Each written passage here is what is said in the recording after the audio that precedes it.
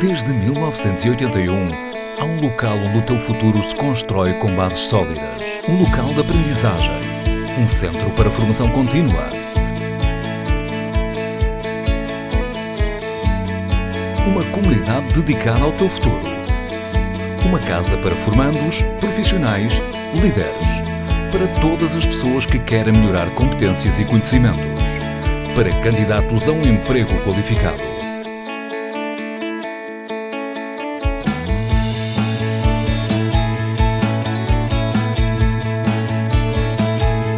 O SICOPN dinamiza ações para jovens e adultos.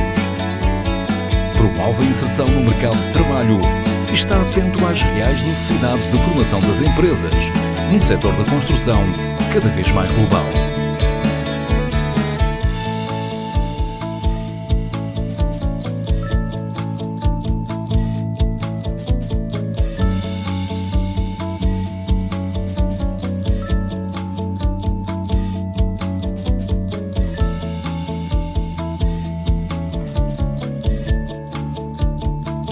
Aqui na Maia, somos casa para mais de 2.000 pessoas, incluindo formandos, formadores e colaboradores.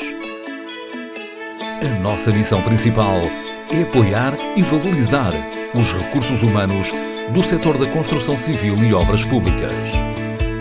SICOPN, a formar com excelência desde 1981.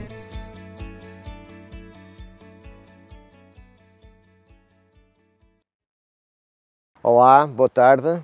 O meu nome é Rui Valente, sou o diretor do SICOPN. Venho dar as boas-vindas a mais um webinário. Gostaria de salientar que este ciclo de webinários, que já desenvolvemos há alguns meses, tem vindo a ter grande sucesso. Temos tido uma forte adesão de participantes e isso tem-nos motivado e continua a motivar-nos para, de facto, darmos continuidade a este projeto. Projeto esse que, de resto, tem vindo a ser trabalhado e articulado juntamente com a AICOPN, para quem não sabe é a Associação dos Industriais da Construção Civil e Obras Públicas, e pretendemos, de facto, sinalizar aspectos importantes relacionados quer com o setor da construção civil, mas também com outras áreas transversais. Aproveito a oportunidade para informar que o SICOPN faz este ano 40 anos de atividade. O SICOPN resulta de um protocolo estabelecido entre o Instituto de Emprego e Formação Profissional, por um lado, e por outro lado a Associação dos Industriais da Construção Civil e Obras Públicas. Do resultado desta parceria que nasceu de facto o SICOPN há 40 anos, como acabei de referir. Desejo a todos um bom webinário e uma boa tarde. Muito boa tarde a todos. Antes de mais, quero agradecer ao SICOPN esta nova oportunidade para participar numa sessão que este centro organiza. Esta sessão para nós é uma sessão muito importante porque fala de um aspecto de muito relevo para as empresas do setor que representamos, designadamente as regras e os procedimentos a observar no âmbito das ações inspectivas da ACT, da Autoridade para as Condições de Trabalho. Portanto, agradeço mais uma vez ao SICOPN a oportunidade de participarmos aqui na pessoa do meu colega e amigo engenheiro António Bastos. O meu papel aqui serve só para fazer uma pequena introdução, até porque a importância desta sessão e desta ação é ouvirem as senhoras inspectoras, que agradeço também a sua presença e participação. Da minha parte, enquanto responsável pelos serviços de engenharia da AICOPN, vou falar só um bocadinho e fazer aqui um enquadramento para depois ser desenvolvido pelas senhoras inspectoras, o enquadramento das obrigações das empresas da construção. Antes de mais, as empresas de construção devem estar devidamente habilitadas. O que é isto? A empresa, para exercer a sua atividade e para fazer as suas obras, tem que ter um alvará ou um certificado. Esse alvará ou certificado deve ser adequado ao tipo de trabalhos que a empresa vai fazer, quer na natureza dos trabalhos, quer no valor desses trabalhos. As empresas, para além desta habilitação do alvará, devem também preocupar-se em nomear diretores de obra adequados e com a qualificação adequada à obra em concreto. Por exemplo, uma obra que esteja classificada ou numa zona classificada obriga a que o diretor da obra tenha, que seja um engenheiro ou um engenheiro técnico, eventualmente também um arquiteto, mas que tenham pelo menos anos de experiência, ou 10 ou 13 anos de experiência associados à sua atividade. Portanto, isto também é uma obrigação das empresas e que é verificado no âmbito de ações inspectivas, quer por parte da ACT, quer por parte do Instituto Regulador, o INPIC. Para além disso, é obrigatório que as empresas tenham devidamente organizados serviços de segurança e de saúde. Cuidado que, no âmbito da organização dos serviços de segurança e de saúde, as empresas devem contratar prestadores de serviços, no caso dos serviços externos, devidamente autorizados para atividades de risco elevado. E, por último, e se calhar mais importante, cumprirem as disposições de 3 diplomas, que são os diplomas que, basicamente, definem todas as regras associadas à segurança e à saúde no âmbito das obras de construção. Designadamente a Lei 7 de 2009, que aprova a revisão do Código de Trabalho. Portanto, o Código de Trabalho tem vários artigos associados à segurança e à saúde, designadamente o artigo 281, que define os princípios gerais em matéria de segurança e de saúde no trabalho, o artigo 282, que refere a informação, a consulta e a formação dos trabalhadores, que é um aspecto muito importante e um aspecto que é muito considerado no âmbito das ações de inspeção que a ACT promove. E depois tem o artigo 284, que define a regulamentação da prevenção e reparação. Depois temos a Lei 102 de 2009, de 10 de setembro. Esta lei regulamenta o regime jurídico da promoção da segurança e saúde no trabalho, portanto, ao abrigo do artigo 284 do Código de Trabalho, e define no seu artigo 15 as obrigações gerais do empregador. Por último, temos o diploma 273/2003, portanto é um decreto-lei de 29 de outubro, que estabelece as prescrições mínimas de segurança e saúde no trabalho em estaleiros temporários ou móveis, e aqui as empresas devem ter particular atenção no cumprimento destas regras, designadamente as previstas no artigo 20, que são as tais obrigações gerais da entidade executante, portanto da empresa de construção, mas também não nos podemos esquecer que a empresa de construção só consegue cumprir regras se os seus trabalhadores também as cumprirem. E, portanto, temos aqui também as obrigações do empregador que estão definidas no artigo 22. A ICOPNE tem colaborado de uma forma muito ativa com a ACT, nomeadamente agora com esta situação pandémica que vivemos de Covid-19, incitamos muitas ações conjuntas, sendo que uma dessas ações conjuntas é uma ação que tinha ou tem um nome associado à campanha que promovemos em conjunto e que se domina a cuidar dos locais de trabalho na construção, e no âmbito desta parceria foi desenvolvida uma ficha de autodiagnóstico que basicamente define todos os aspectos que, no âmbito de uma inspeção da ACT, são acautelados numa visita à obra. Aqui, muito numa da perspectiva do Covid-19 e de todos os aspectos que eu tenho que assegurar para que esta pandemia seja devidamente controlada nos estaleiros de construção. Portanto, este é um documento que nós temos disponível no nosso site, da ICOPNE, podem consultar lá este documento, utilizar este documento para precaverem eventuais situações no âmbito de uma inspeção.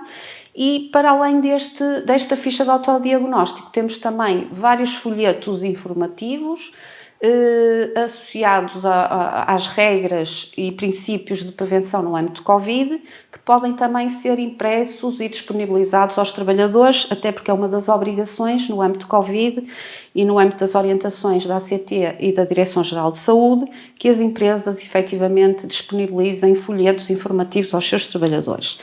Esta ficha de autodiagnóstico basicamente pretende identificar os intervenientes da obra, para depois ser fácil rastrear em situações de eventuais casos de Covid, designadamente o dono da obra, o empreiteiro, os técnicos de segurança e de saúde e os subempreiteiros. E depois entramos nos aspectos práticos que, em termos de requisitos, as empresas têm que cumprir, designadamente no que respeita ao transporte dos trabalhadores para o estaleiro, à organização da prevenção no âmbito Covid-19, a existência, o que fazer no caso de existirem trabalhadores que sejam em situações de caso suspeito, como se define a zona onde estão os trabalhadores e todas as questões associadas ao distanciamento, o que fazer nas zonas de utilização comum, designadamente nas áreas sociais e escritórios, e a admissão de terceiros. Portanto, a minha apresentação termina aqui. Pura e simplesmente o objetivo era fazer este enquadramento. Estarei sempre disponível enquanto técnica da ICOPNE para qualquer questão que queiram colocar, quer no âmbito deste webinar, quer no âmbito depois até dos serviços de engenharia. Podem sempre enviar um e-mail a colocar as vossas questões, sendo que o nosso objetivo, como eu já disse no início, é que as senhoras inspetoras da ACT desenvolvam estes aspectos e vos permitam recolher toda a informação necessária para que, no âmbito das vossas obras e dos vossos estaleiros de construção, todas as questões associadas à segurança e à saúde dos trabalhadores sejam devidamente acauteladas para, efetivamente, as questões das inspeções corram como nós queremos que corram bem, sejam proativas e sejam assertivas. Portanto, não considerem que a ACT vai ter um papel menos simpático. A ACT está a fazer o papel deles, que é fazer a sua inspeção para que as questões associadas à segurança e da saúde sejam devidamente acauteladas, e as empresas com certeza que também querem que esses requisitos sejam acautelados, porque, em primeiro lugar, ninguém quer problemas no âmbito da segurança e saúde dos trabalhadores, que são, efetivamente, um dos mais principais intervenientes no âmbito da atividade das empresas. Muito obrigada e boa tarde e uma boa sessão.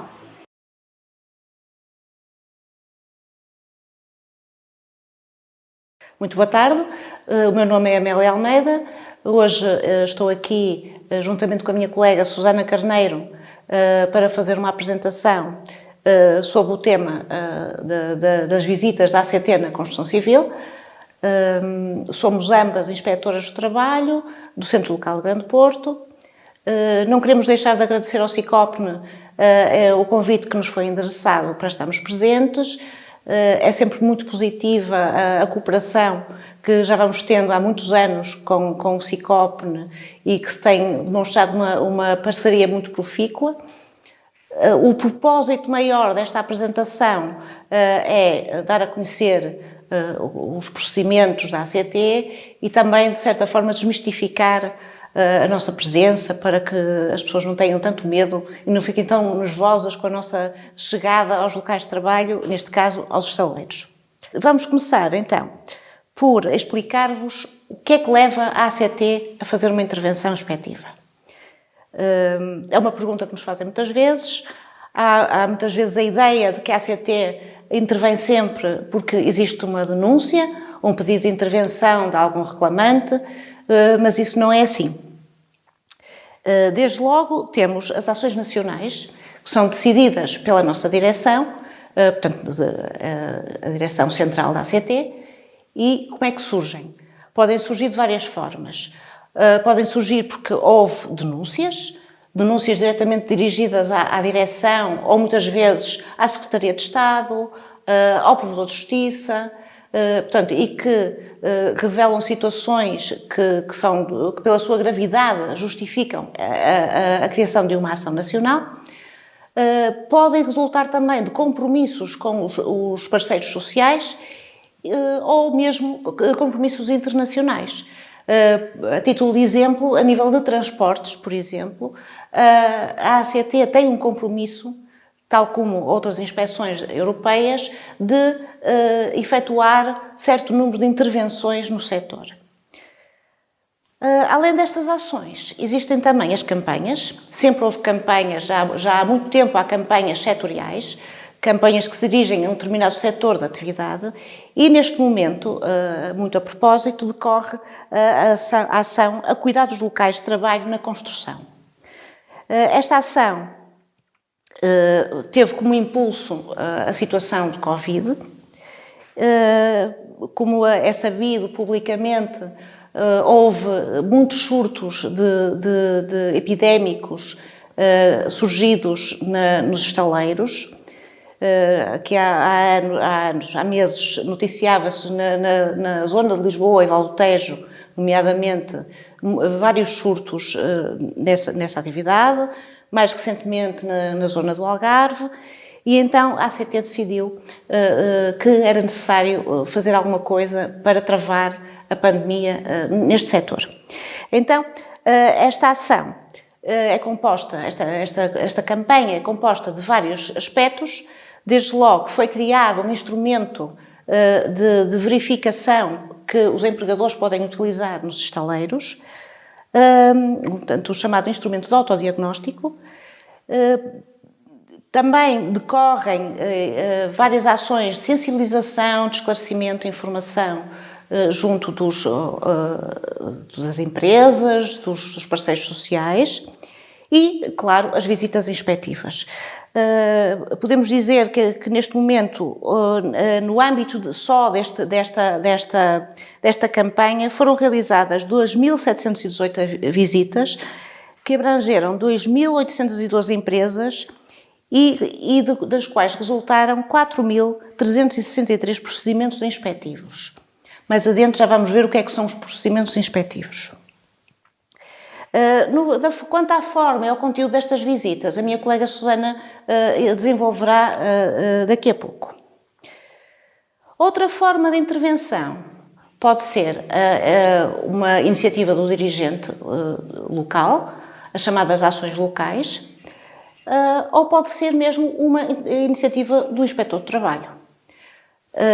Vou abrir aqui um parênteses para falar da comunicação prévia de abertura de estaleiro. A comunicação prévia de abertura de estaleiro, por vezes, serve-nos de base para tomarmos alguma decisão quanto aos estaleiros a visitar, portanto, uma base de seleção, mas não é de alguma forma obrigatório que assim seja. Aliás, é frequente nós pegarmos em algumas comunicações prévias de abertura de estaleiro para ir visitar nesse dia e às vezes nem fazemos as visitas a esses estaleiros e fazemos a outros. Porquê? Porque estamos a circular na rua e vemos um estaleiro em que se está a passar uma situação que nós consideramos de risco e imediatamente paramos e vamos fazer a intervenção e já não fazemos a intervenção naqueles que tínhamos destinado a priori.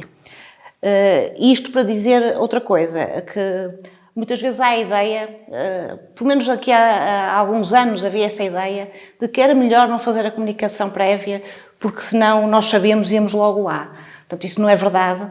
E o que acontecia era que nós íamos na mesma obra e depois o dono da obra era autuado porque não tinha feito a comunicação prévia de abertura de estaleiro.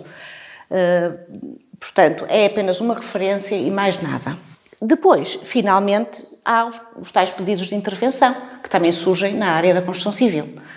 Que pode haver um trabalhador que se queixe de questões de segurança, de questões de salários, de não se encontrar declarado à segurança social. Também existem muitas vezes situações de vizinhos que se queixam, ou alguns até com alguma formação na segurança no trabalho e que se vêm queixar que perto da casa deles está a desenvolver-se uma obra que não oferece nenhuma condição de segurança, descrevem, os andames não têm proteções, os trabalhadores não têm proteção individual, etc. Portanto, essas situações acontecem e também nos podem levar à intervenção no estaleiro. Quais são os grandes objetivos da ACT quando se dirige a um estaleiro? Desde logo, a redução da sinistralidade laboral no setor e dos fatores de risco que levam às doenças profissionais. Quanto aos acidentes de trabalho, a área da construção civil continua a ser a recordista dos acidentes mortais. Para terem uma ideia, em 2018 houve 44 acidentes de trabalho mortais na construção civil. em 2019 37, em 2020 39 e até 1 de junho de 2021 já houve 15 acidentes de trabalho mortais na construção civil. Portanto, é algo que a ACT tenta combater há muito tempo e, felizmente, contamos com entidades como o CICOPN, que como irão ver, tem um papel muito importante na formação de técnicos que têm muita sensibilidade para as questões da segurança, mas ainda há muito para fazer.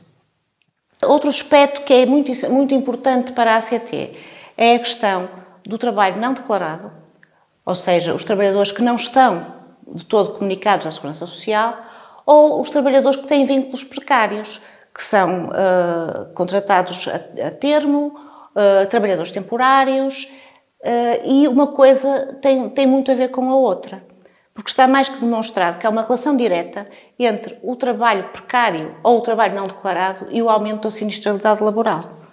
Porquê? Os trabalhadores não declarados são trabalhadores que normalmente não frequentam formações, não exigem condições porque não podem exigir, não estão em posição de o fazer, não lhes são adquiridos equipamentos de trabalho porque eles até nem existem na empresa, de facto, eles formalmente não existem na empresa e, portanto, eles não estão bem integrados em nenhuma equipa. E como não estão integrados, é muito mais fácil a ocorrência de um acidente de trabalho. Quanto ao enquadramento legal da intervenção nos estaleiros, é imenso. Existem imensas normas que nós temos que utilizar, a que nós recorremos para fazer o enquadramento das nossas ações nos estaleiros. Eu vou só citar as principais. Desde logo o 273 de 2003, de 29 de outubro, que chamado Diretiva Estaleiros, porque transpôs para o direito interno a Diretiva Quadro. O Decreto-Lei 41.821, de 11 de agosto de 1958, o velhinho Regulamento da Construção Civil. A Portaria 101/96, de 3 de abril. A Lei 107 de 2009, vulgo Código do Trabalho, com que nós articulamos outras normas, nomeadamente para, por exemplo, a aplicação de coimas, nós temos que recorrer ao Código do Trabalho, é ele que nos diz o quadro em que se encaixa determinada empresa e qual o valor da coima a aplicar. A Lei 102 de 2009, que sobre a prevenção e promoção da segurança e saúde no trabalho. A Lei 98 de 2009, de 4 de setembro, sobre acidentes de trabalho e doenças profissionais. O Decreto-Lei 50 de 2005, que também conhecido pela Diretiva de Equipamentos de Trabalho e que nós utilizamos largamente quando fazemos a verificação das condições dos equipamentos em obra. E vou citar aqui, pelo contexto em que nos encontramos, também o Decreto-Lei 84/97, de 16 de abril, que é sobre os riscos biológicos. Há que terem atenção relativamente a este diploma. As alterações, ele foi republicado em 9 de dezembro pelo Decreto-Lei 102A/2020 e que, portanto, transpôs a Diretiva da União Europeia 2020/739 da Comissão, alterando o anexo 3 da Diretiva 2054/CE e incluiu na lista dos riscos biológicos o SARS-CoV-2. Neste momento, como a minha colega Susana irá falar posteriormente, tem sido uma preocupação de todas as visitas da ACT em todas as atividades, e a construção civil, como é óbvio, não é exceção. Relativamente, então, à visita inspectiva. Pronto, estas foram foi uma introdução para terem uma ideia geral daquilo que portanto, que nos enquadra. Quanto à visita inspectiva propriamente dita, o Inspetor de Trabalho, desde logo, não está aqui dito no nosso PowerPoint, mas tem o dever de se identificar. Todos temos cartão de identificação. Os trabalhadores, os responsáveis da obra têm legitimidade para nos solicitar que exibamos o cartão e nos identifiquemos devidamente. A partir daí, a partir do momento em que nos identificamos, ninguém nos pode impedir a entrada na obra. É um poder legal que nós temos, entrar em qualquer local de trabalho, em qualquer dia da hora e da noite, sem oposição. O que é que, então, os inspectores de trabalho veem nas obras? Desde logo, a documentação obrigatória no local e, portanto, relativamente aos estaleiros de menor dimensão, temos muita dificuldade porque muitas vezes não têm instalações suficientes para guardar a documentação, existem muitos relatos de assaltos. Pronto, nós entendemos tudo isso, mas, em princípio, o que é obrigatório estar no local são, desde logo, a comunicação prévia de abertura de estaleiro e atualizações subsequentes, o plano de segurança e saúde, e o plano de segurança e saúde é imperdoável que não esteja em estaleiro. Porquê? O plano de segurança e saúde é um documento dinâmico, é um documento que se destina a ser folheado, consultado, alterado, de acordo com as necessidades, de acordo com a alteração de circunstâncias e, portanto, quando nós vamos a uma obra que nem sequer tem lá um plano de segurança, isso diz-nos algo sobre a preocupação que existe naquele estaleiro quanto à segurança e saúde no trabalho. O mesmo se diz, o mesmo se aplica às fichas de procedimento de segurança que devem existir nas situações em que não é obrigatório o plano de segurança e em que não existem riscos especiais. Portanto, estas fichas também têm que estar em obra pelos mesmos motivos que referi relativamente ao plano de segurança e saúde. Quanto aos restantes documentos que devem estar obrigatoriamente em obra, o registro da cadeia de subcontratação, portanto, que é uma obrigação da entidade executante. A entidade executante deve registar todas as empresas em obra e todos os trabalhadores referentes a cada uma dessas empresas e esta documentação é extremamente relevante. Pensemos, por exemplo, num caso como o que aconteceu recentemente em Antuérpia, de um desabamento, quando há uma situação em que tem que haver socorro, uma ação de socorro numa obra. Como é que vamos perceber quem é que está na obra, se há alguém desaparecido, se há alguém soterrado? É fundamental este registro da cadeia de subcontratação. Também o registro dos trabalhadores por cada empregador. Cada empregador deve ter um registro das horas de entrada e de saída dos seus trabalhadores. E, no atual contexto, o plano de contingência relativo ao Covid-19, que também deve estar disponível e deve, claro, estar implementado plenamente no estaleiro.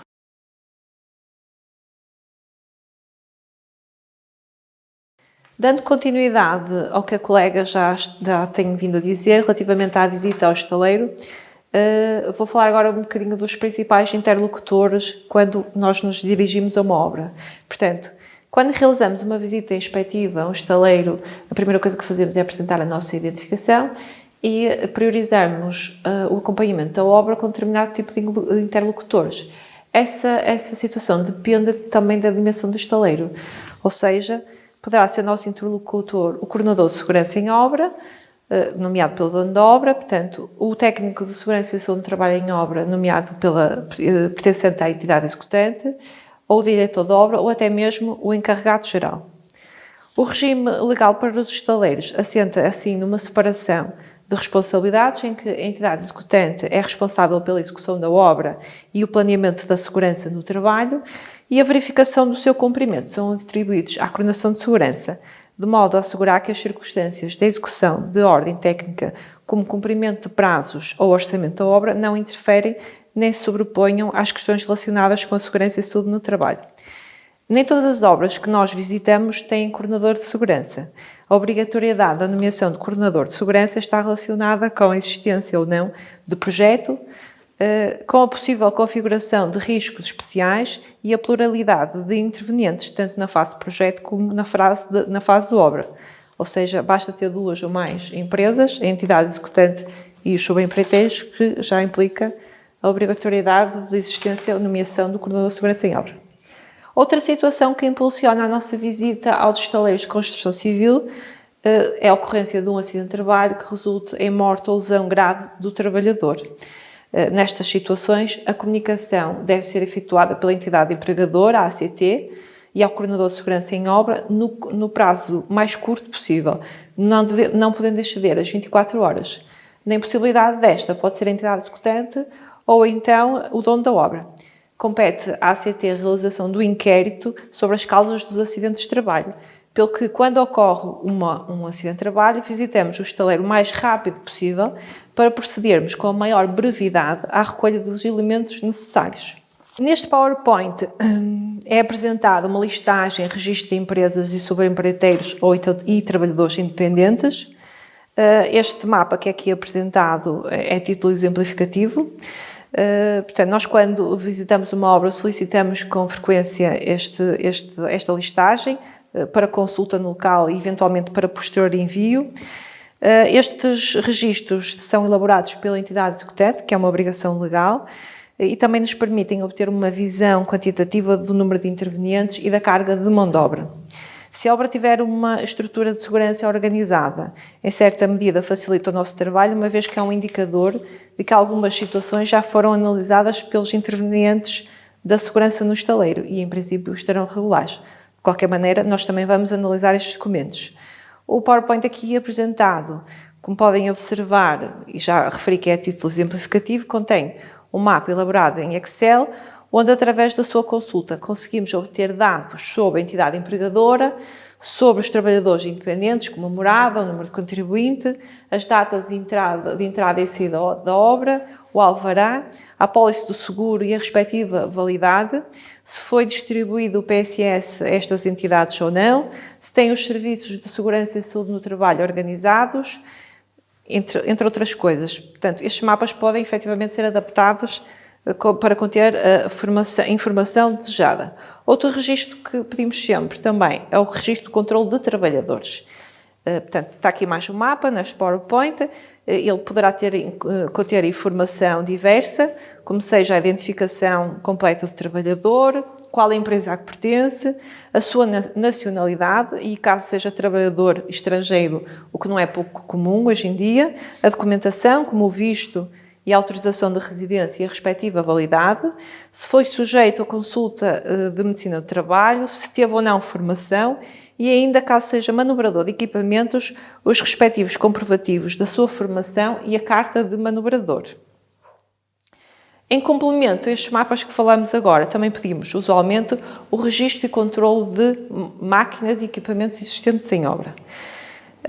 A visita inspectiva também tem como objetivo assegurar o cumprimento das obrigações do empregador nas matérias relacionadas com a segurança e saúde no trabalho, relativamente à utilização de máquinas e equipamentos de trabalho.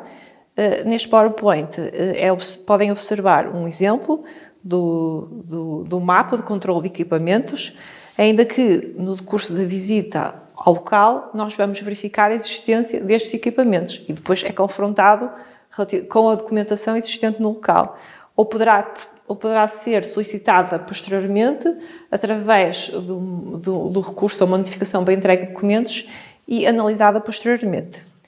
Este mapa de controle, portanto, deve conter os elementos da máquina, a designação, o ano de fabrico, o número de série, se tem ou não declaração de conformidade, a identificação do manobrador e a respectiva formação, se tem seguro da máquina, as revisões periódicas, desde a data da última revisão, data da última inspeção e a verificação da conformidade. Tudo isto são requisitos previstos na legislação específica, nomeadamente no Decreto-Lei 50/2005. A visita à obra inclui ainda a verificação no local da conformidade da avaliação de riscos que foi previamente efetuada através do Plano de Segurança e Saúde no Trabalho e as fichas de procedimento ou fichas de procedimento de segurança em função das atividades em curso e das medidas preventivas adotadas para minimizar o risco, incluindo a existência de proteções coletivas e individuais. Portanto, são vários os riscos associados à atividade de construção civil. Temos aqui alguns exemplos dos riscos mais comuns e que provocam mais acidentes, como por exemplo o risco de queda em altura, que está usualmente associado muitas vezes verificamos isso em loco, está associado à inexistência de proteções coletivas adequadas, guarda-corpos em plataformas de trabalho, ou então ineficácia ou insuficiência do guarda-corpos, incluindo os de topo da extremidade do andaime. Também verificamos, por vezes, a existência de aberturas nos edifícios, aberturas dos pavimentos, trabalhos em coberturas sem utilização de proteções coletivas ou individuais adequadas. Pronto, são vários os riscos existentes à obra: risco de soterramento, de esmagamento, riscos elétricos, movimentação de cargas, atropelamento e vias de circulação. Por força da pandemia, temos vindo a desenvolver ações específicas na construção civil para a verificação do cumprimento das regras de prevenção relativamente ao Covid-19. Nomeadamente, quando vamos aos estaleiros, vamos verificar se existe avaliação de riscos relativamente à exposição ao risco ao agente biológico. Neste caso, esta avaliação deverá integrar o Plano de Segurança e Saúde no Trabalho da obra. Verificamos a existência e adequação do planeamento e organização da prevenção e proteção contra o vírus, nomeadamente se existe ou não um plano de contingência e se ele está a ser bem implementado no local. Verificamos as medidas de organização e higienização de espaços, de higiene pessoal, bem como se existe a disponibilização de EPIs aos trabalhadores. Portanto, o que é que a estrutura de segurança da obra preveu para minimizar e eliminar o risco do vírus, se existe ou não disponibilização de material necessário para a desinfecção das mãos, que deverá ser feito em vários pontos do estaleiro. Verificamos também a existência ou não de dispositivo de emergência, em especial primeiros socorros e evacuação de trabalhadores, em caso de detecção de trabalhadores da empresa ou terceiros infectados, e a vigilância no local de saúde e exames de aptidão. Relativamente aos riscos biológicos, a DGS publicou uma norma 19/2020, que determina rastreios laboratoriais regulares, algo setoriais. No caso do setor da construção, eles recomendam uma periodicidade de 14 dias.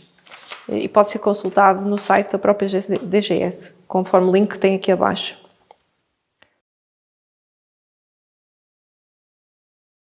Na parte final da nossa visita, reunimos-nos e formalizamos os procedimentos inspectivos. Quais são eles?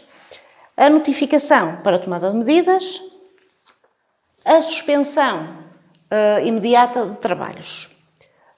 Qual é a distinção entre ambos, em que casos usamos um, em que casos usamos outro. Eu tentei que ficasse bem visível aqui no PowerPoint os procedimentos, para que percebessem. A notificação para a tomada de medidas, como veem, tem uma coluna em que nós colocamos as questões portanto, irregulares que nós fomos verificando ao longo da visita, e tem uma outra coluna em que nós colocamos aquilo que queremos que o empregador ou os empregadores façam para corrigir a situação. E depois ainda temos uma terceira coluna em que colocamos o prazo que concedemos para essa correção. A suspensão imediata de trabalhos é utilizada por nós em situações de risco grave e iminente, ou seja, é uma situação em que nós observamos que existem trabalhadores, naquele momento, em perigo. Ou seja, quando nós vamos a uma obra, podemos verificar que existe um andaime em más condições de segurança. Se o andaime, no momento em que nós estamos na obra, não estiver a ser utilizado por um trabalhador, nós recorremos à notificação para a tomada de medidas. Mas se estiver a ser utilizado por um trabalhador e o trabalhador está em risco de queda, nós utilizamos a suspensão imediata de trabalhos. A suspensão imediata de trabalhos, como o nome indica, é um procedimento executório e que tem como efeito que não se possa tocar na zona que nós definimos como sendo suspensa. Esta suspensão pressupõe uma medida por parte dos seus alvos, das empresas que a recebem, que é um pedido de autorização de retoma de trabalhos. Há alguma dificuldade, frequentemente, por parte mesmo dos técnicos de segurança, de perceberem o que é que nós pretendemos neste pedido de autorização de retoma. E o que nós pretendemos é exatamente que nos expliquem de que forma irão proceder à correção da situação de perigo grave e iminente que nós detectamos, que tipo de trabalhos, que tipo de proteção, quem vai implementar essa proteção e quem vai executar os trabalhos.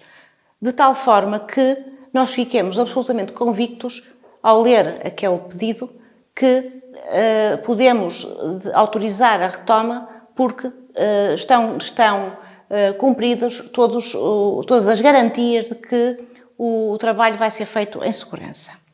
Quando recebemos esse pedido e consideramos que ele está conforme, nós damos a autorização de recomeço de trabalhos, que está aqui, como podem ver aqui na nossa apresentação, a notificação de autorização de recomeço de trabalhos.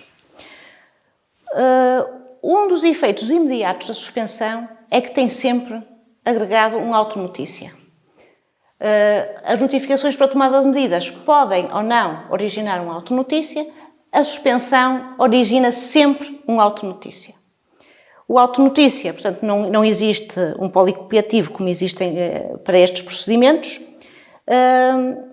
Eu tenho aqui um exemplar, uma primeira página de um auto-notícia que eu levantei recentemente, por acaso, no estaleiro.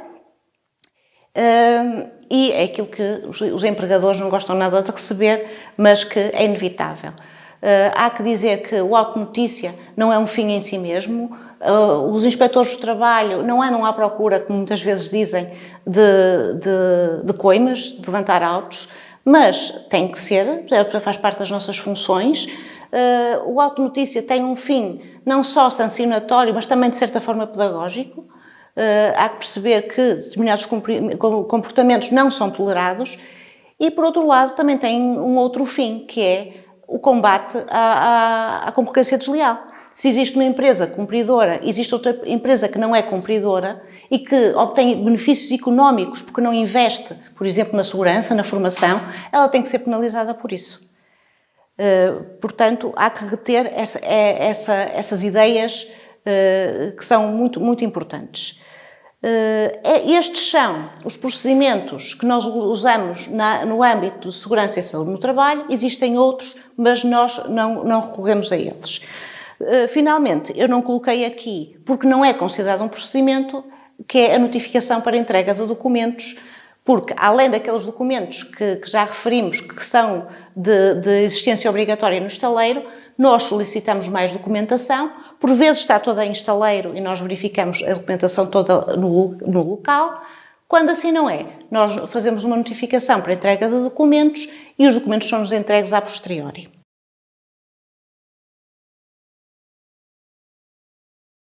A ACT também disponibiliza uma série de outros recursos que estão disponíveis ao utilizador no site da ACT e que podem ser utilizados e que permitem melhor proceder à avaliação de riscos nestes locais de trabalho. Um deles são as ferramentas OIRA, que é um instrumento interativo de avaliação de riscos através de uma plataforma na web que proporciona instrumentos para a avaliação de riscos a nível setorial. Podem ver aqui o site, OIRA Project, podem entrar diretamente ou entrar através do site da ACT. Existem uma série de ferramentas que já foram criadas, elas estão disponíveis em português. Aqui o que nos interessa para esta situação são as ferramentas existentes, já uma desde 2020 e outra desde 2021, relacionadas com a construção de edifícios e a reabilitação e remodelação de edifícios, esta publicada mais recentemente. Esta ferramenta permite ao utilizador, que pode ser o empreiteiro, técnico de segurança ou encarregado, proceder a uma avaliação de riscos do estaleiro de construção civil a ser intervencionado. A ferramenta tem como base uma metodologia simplificada e acessível ao utilizador, que é comum a todas as ferramentas, aliás, de avaliação de riscos através da interação de pergunta-resposta. E o resultado final permite obter um relatório que prevê um plano de ação onde se encontram identificados os riscos e respectivas medidas de prevenção a adotar perante determinada operação ou risco identificado. Temos aqui outras ferramentas que estão disponíveis no site da ACT, como listas de verificação. Portanto, eu tenho aqui o percurso da forma como podem aceder ao site. Eu selecionei aqui algumas, mas existem muitas outras. Atividades com exposição, portanto, são listas de verificação que permitem ao utilizador fazer uma checklist da sua situação, relacionadas com risco, atividades com risco, com exposição ao risco elétrico, movimentação manual de cargas, temos também paraquedas em altura, seguranças no estaleiro com veículos, vias de circulação e qualificação de condutores, transportes no estaleiro, mas se forem ao site podem explorar, tem muitas mais. Existem também notas técnicas, eu retirei aqui o link de uma que é muito utilizada e que é aplicável à construção civil, que é a utilização de escadas portáteis na construção civil e obras públicas. Portanto, tem uma interpretação e uma nota relativamente à utilização destes equipamentos de trabalho. Temos também fichas de segurança, que estão, conforme podem seguir aqui o caminho na parte das publicações. Temos as fichas de segurança para andaimes, que é muito interessante, porque para além de explicar sobre como é que poderá ser montado um andaime, explica também as regras técnicas que estão previstas na legislação específica. A ficha de segurança de caixa de reboque e semi-reboque basculante, ficha de segurança para empilhadores de garfos e ficha de segurança empilhador de movimentação de carga de alcance variável. Também temos no site da ACT sinalização de segurança, portanto, também pode ser consultada no nosso site.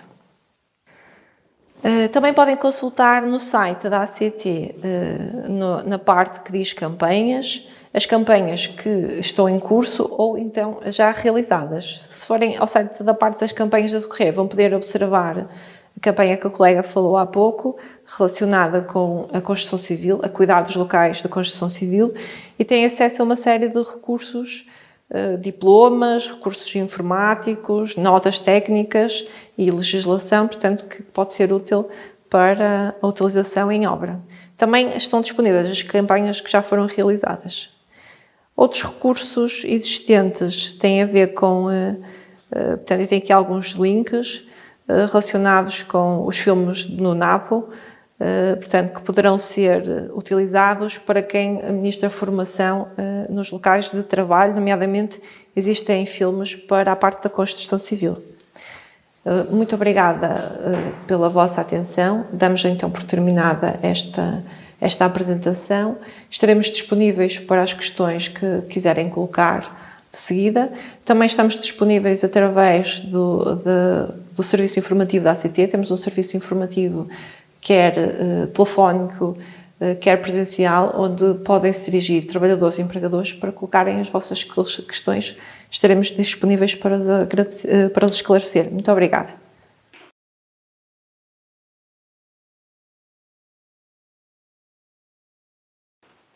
Boa tarde, sou António Bastos, sou responsável pelo Departamento Técnico do SICOPN e acumulo as funções de responsável pelo Serviço de Segurança e Saúde no Trabalho.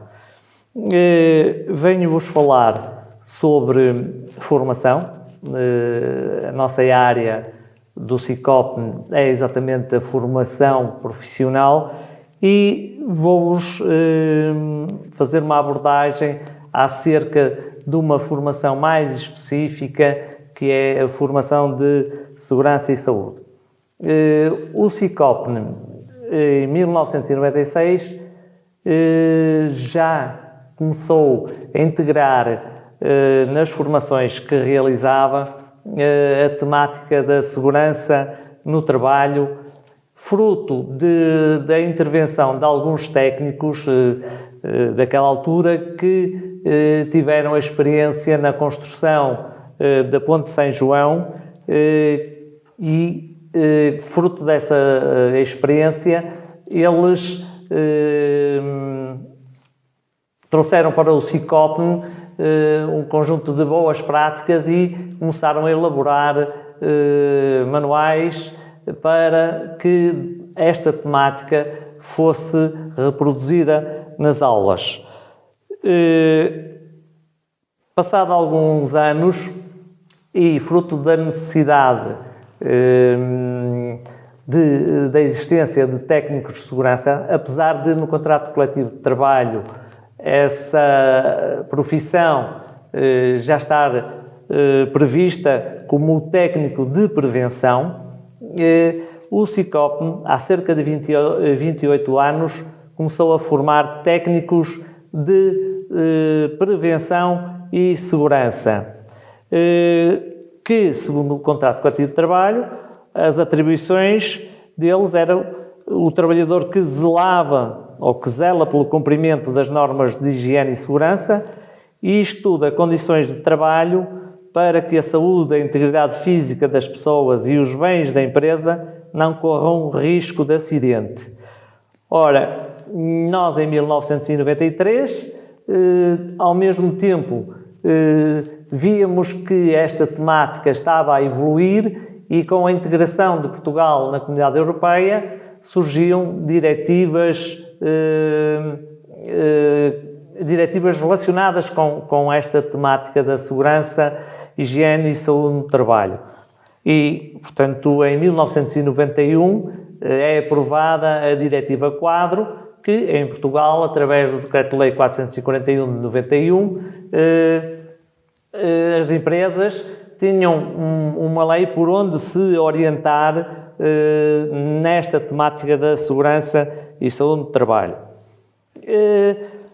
Mais tarde, com a necessidade de certificar os técnicos de segurança e higiene de trabalho, o IDICT, entidade certificadora de então, começou a certificar os técnicos e os formandos do SICOPN realizavam a sua formação e, ao mesmo tempo, eram certificados pelo IDICT. Isto importa dizer que a profissão de técnico de segurança, higiene e saúde no trabalho é uma profissão regulada ou profissão regulamentada. Esta formação de técnicos de segurança e higiene do trabalho tinha uma duração de 1.200 horas. O êxito que nós começámos a ter com a formação ao longo dos anos devia-se, sobretudo, pela aposta da integração de uma forte componente prática realizada nas oficinas do SICOPN, com implicação no uso de uma terminologia adequada, o próprio conhecimento de um conjunto de tarefas associadas ao processo construtivo, o contacto com equipamentos de trabalho utilizado no dia a dia das empresas, a identificação e avaliação de riscos inerentes aos diferentes postos de trabalho e, muito importante, e ainda agora temos esse cuidado, de realizar visitas de estudo a estaleiros e empresas ligadas, sobretudo, ao setor da construção civil. No entanto, atualmente, também temos o cuidado de visitar outro tipo de empresas que sejam empresas que pratiquem boas práticas nesta temática da segurança e saúde no trabalho. Temos aqui exemplos de aulas práticas de medição de ruído, primeiros socorros e as tais visitas de estudo que os formandos iam realizando e se identificavam com um conjunto de regras que se verificavam nessas visitas e nas empresas.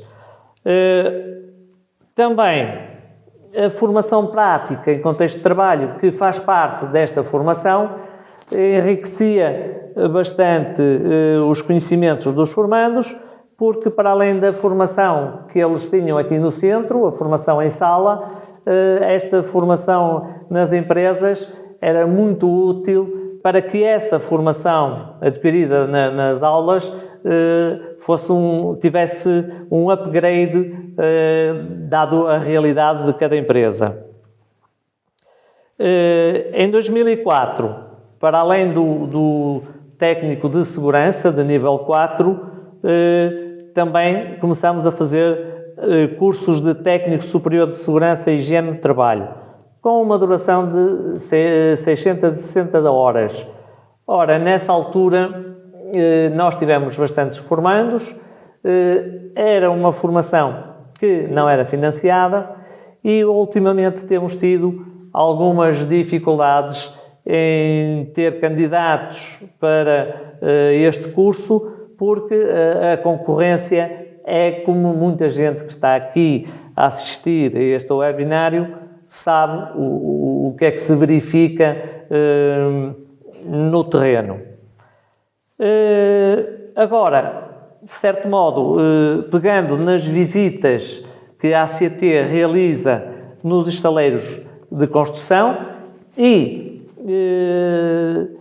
pegando na área da segurança, porque a ACT, como tiveram a oportunidade de ouvir antes de mim, tem intervenção em outras áreas, mas pegando na área da segurança e saúde, os atores privilegiados para interagir com a ACT serão os coordenadores de segurança e saúde e os técnicos de segurança. Isto porquê? Privilegiados porquê? Porque se identificam com a mesma linguagem e estão sensibilizados para os perigos e riscos que estão associados ao processo construtivo. Portanto, o diretor da obra também tem uma palavra a dizer em relação à obra que dirige, mas, sobretudo, estes atores, o coordenador de segurança e saúde, que neste momento ainda não existe um perfil profissional, e os técnicos de segurança, sejam eles técnicos superiores ou nível 4, são, na verdade, as pessoas mais indicadas para interagir com a ACT. Depois temos outras formações na área da segurança e saúde do trabalho, como a elaboração, implementação e avaliação do plano de segurança e saúde, metodologias de análise ergonómica, remoção do fibrocimento, amianto, segurança de máquinas de estaleiro, segurança na montagem, utilização e desmontagem de andaimes e segurança no trabalho com estruturas especiais. No entanto, ainda temos uma outra que temos muito poucos candidatos, mas que é fundamental, e isto segundo o testemunho de alguns colegas da ACT, é a formação relativa ao representante do empregador ou trabalhador designado. Ora, o representante do empregador tem toda a razão de existir para as empresas do setor da construção, porque há muitas empresas em que o serviço de segurança é um serviço externo e as empresas têm que ter um interlocutor para interagir com estas empresas. Muitas vezes esta pessoa não existe, mas existe formação para estes agentes das empresas. Eu não vou aqui dar ênfase ao trabalhador designado, porque o trabalhador designado não tem enquadramento no setor da construção, porque o setor da construção é um setor de risco elevado e não se aplica, como eu disse, a este setor. Finalmente, vou falar-vos sobre uma formação muito importante, que é a formação de manobrador de máquinas, ou condutor manobrador de máquinas, seja de movimentação de terras, seja de elevação de cargas. O que diz a lei é que o condutor manobrador ou o operador de uma máquina ou o operador de um equipamento deve ter formação ou deve ser uma pessoa habilitada para conduzir em condições, conduzir convenientemente esses equipamentos. E, por vezes, no terreno encontram-se pessoas que não estão devidamente habilitadas. O SICOPN tem a oferta formativa de formação para os condutores manobradores de máquinas. A oferta é essa que de 25 ou de 50 horas, onde os candidatos gratuitamente podem fazer a formação nas mais diversas máquinas, seja ela o conjunto industrial, mais conhecido por retroescavadora, escavadora rotativa, mini pá carregadora e outras. No caso dos equipamentos de elevação de cargas, temos formação em grua-torre, temos formação para plataformas elevatórias, empilhadores e outros equipamentos. Aqui é fundamental que, como eu já tinha dito anteriormente, os condutores manobradores tenham essa formação, porque os habilita e pode evitar o que infelizmente nós assistimos nos noticiários ou nos jornais, notícias de acidentes mortais com essas máquinas e equipamentos. Eu penso que é muito importante que as empresas estejam sensíveis à formação desses trabalhadores e aproveitem, já que essa formação é financiada, aproveitam a oportunidade que têm para que os trabalhadores possam ter formação. Aqui pode existir outra vertente, que é para os trabalhadores que já têm experiência, o SICOPN promove uma formação com menos horas, mas uma formação à medida dos trabalhadores das empresas. Com isto, contribuímos para que os trabalhos nas empresas com estas máquinas possam decorrer em condições ou nas melhores condições de segurança e saúde no trabalho. Muito obrigado pela vossa atenção.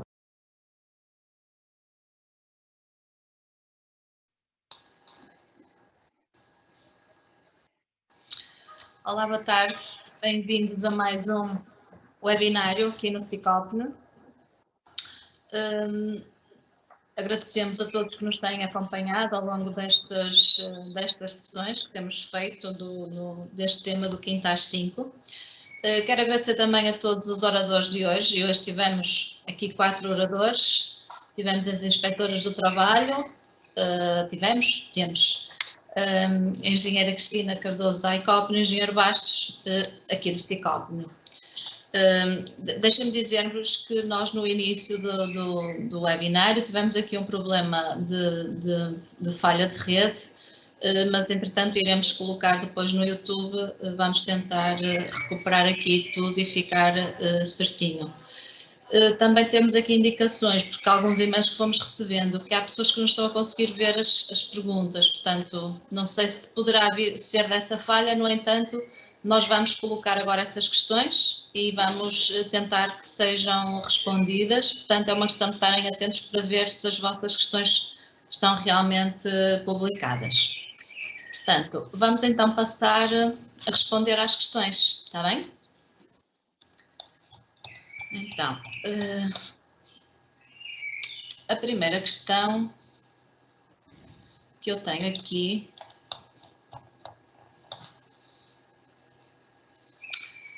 diz: boa tarde, os documentos obrigatórios no local estaleiro poderão estar em formato digital, creio que para as nossas técnicas, para as nossas inspetoras da ACT, para a resposta a esta questão.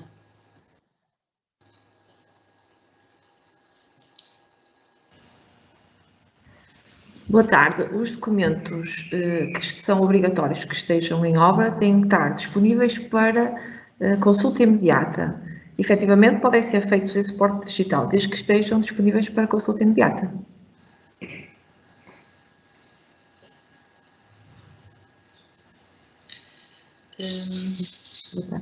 Em relação à existência do DPSS e anexos em obra, o mesmo poderá ser em suporte digital?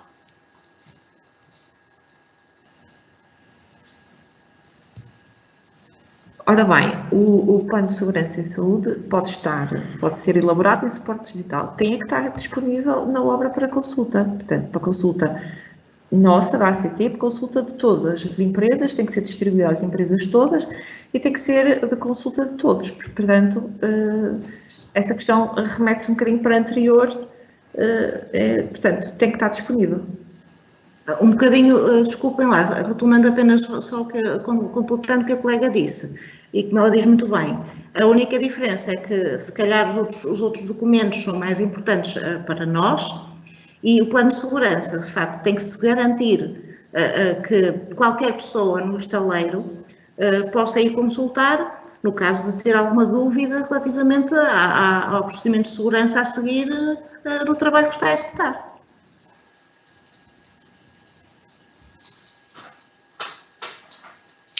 A Cristiana Martins também diz, obrigada pelos esclarecimentos, a minha questão é em relação ao registro de equipamentos que foi mencionado. Neste registro são registados apenas os equipamentos pesados, como gruas, andaimes, bobcats, ou também têm de conter os equipamentos de pequeno porte, tais como parafusadoras, rebarbadoras, martelos elétricos, etc.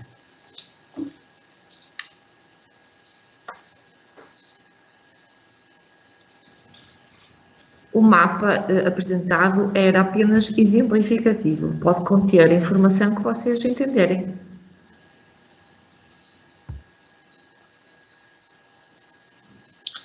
Boa tarde.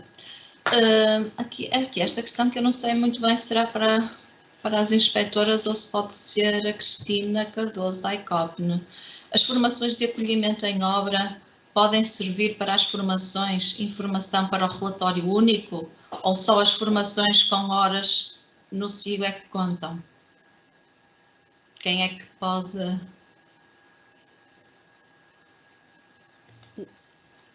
Eu posso responder, se Sim, entenderem. Olá, boa tarde. Portanto, essas formações também podem ser devidamente registadas e servir como horas de formação a contar para o relatório único. No entanto, essas formações devem estar devidamente registadas. O que é que isto significa? Significa que eu devo ter um dossiê de formação na empresa, onde devo ter o registro da formação, designadamente o sumário, uma coisa simples, os participantes e, eventualmente, alguma documentação que possa ter sido fornecida no âmbito dessa formação.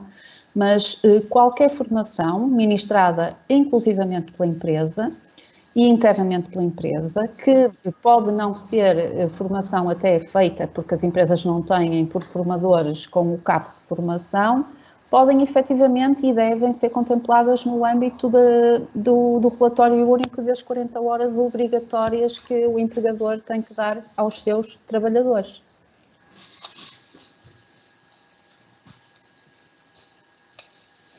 Obrigada, Cristina. Eu creio que agora a próxima pode ser para as nossas inspetoras aqui presentes. Como cumprir o Regulamento Geral de Proteção de Dados com o Plano de Segurança e Saúde em Obra? Ora bem, o Regulamento de Proteção de Dados contém, se atentarem bem ao diploma, diversas exceções. Desde logo, uma das exceções tem a ver com a relação laboral. Ou seja, o trabalhador tem que disponibilizar aos seus empregadores os dados suficientes para ser possível que a relação laboral subsista e que sejam cumpridas as formalidades legais. Por outro lado, relativamente à ACT, também existe uma exceção, como autoridade administrativa, para ter acesso aos dados dos trabalhadores. Sempre que seja em causa, de facto, questões de segurança, e os envolvidos sejam os empregadores ou autoridades, não há qualquer problema em haver dados pessoais, até porque nós estamos adscritos ao dever de sigilo. Relativamente a certo tipo de documentação, não é compatível não haver dados pessoais, caso contrário, a finalidade perde-se. Imaginem o caso do controle dos trabalhadores em obra. Se não tiver lá o nome deles, como é que é possível, como é que é viável esse controle funcionar? Portanto, há que ter alguma sensatez na interpretação da regulamentação de proteção de dados. Quando entrou em vigor, as pessoas assustaram-se muito e tínhamos advogados a responderem-nos que não nos podiam mandar documentos por causa da proteção de dados, mas isso é uma interpretação que, de facto, resultou do susto que apanharam, do valor das coimas, que é bastante elevado, mas, de facto, não há nenhuma infração ao regulamento de proteção de dados nestes casos. Está excepcionado no regulamento e, portanto, não têm que ter receio de ter dados pessoais dos trabalhadores em alguma documentação.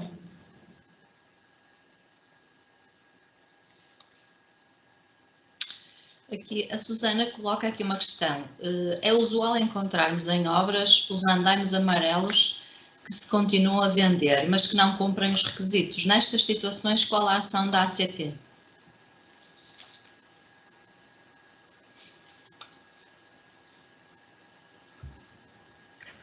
Ora bem, é usual, infelizmente, encontrarmos ainda alguns equipamentos que não cumprem os requisitos legais que estão previstos. Os andaimes têm que cumprir requisitos legais previstos em normas no Decreto-Lei 50/2005. Quando nós encontramos esses equipamentos em obra, portanto, podem acontecer várias situações. Depende de se estiverem a ser utilizados ou não. Se não estiverem a ser utilizados, pode ser adotado um procedimento de uma notificação para tomar medidas com efeitos imediatos para o equipamento ser retirado ou para ser corrigido. Ao contrário, se estiver a ser utilizado, dá direito a uma suspensão com, portanto, outras situações que podem advir.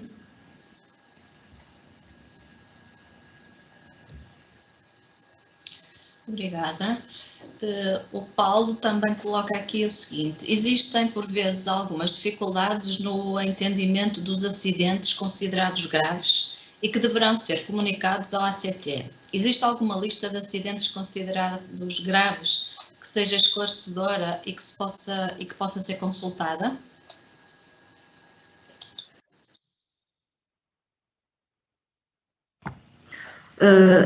Nós temos um procedimento interno, uma orientação interna. As orientações assumidas e adotadas pela ACT baseiam-se no RIDOR, que é, portanto, uma entidade inglesa e que, de facto, tem alguns critérios que nos permitem determinar se estamos perante um acidente de trabalho grave ou não. Não sei precisar se está disponível para consulta, eu penso que não, porque as nossas orientações internas, de facto, normalmente não estão disponíveis, porque são internas, precisamente. Agora, sempre que tenham dúvidas, no caso de dúvida, o conselho comuniquem. Depois nós logo veremos. Se nós verificarmos que, de facto, não há necessidade de fazermos uma intervenção, pelo menos no sentido de termos que elaborar inquérito de acidente de trabalho, nós também comunicamos isso à empresa. Às vezes, nós aproveitamos algumas dessas comunicações e fazemos uma intervenção a nível da SST, mas não o inquérito em si. De qualquer forma, também podem dirigir-se a nós, como disse a colega, ao nosso serviço informativo, para fazer algumas perguntas. Nós poderemos esclarecer alguns dos critérios que nós utilizamos para que as pessoas fiquem mais tranquilas. Mas o conselho é sempre este: na dúvida, comuniquem. E se calhar aproveitava para responder já a uma questão uma questão que também aparece aqui, em que sobre a comunicação, uma vez que estamos a falar de acidentes de trabalho, a comunicação ACT. Portanto, já foi referido que os acidentes graves ou muito graves ou mortais têm que ser comunicados à ACT. No caso de, aqui a questão é se chamarem o INEM, é obrigatória a comunicação à ACT, portanto não existe uma resposta objetiva para isso, mas em princípio, se chamarem o INEM, o acidente será grave, certo? Sim, e tem que sempre, não é pelo facto do INEM ter uma intervenção que determina a obrigatoriedade ou não de comunicação, não é? Se de facto for grave, e voltamos ao mesmo, que é a dificuldade às vezes em se determinar se é ou não é grave, devem comunicar. No caso de dúvida, façam.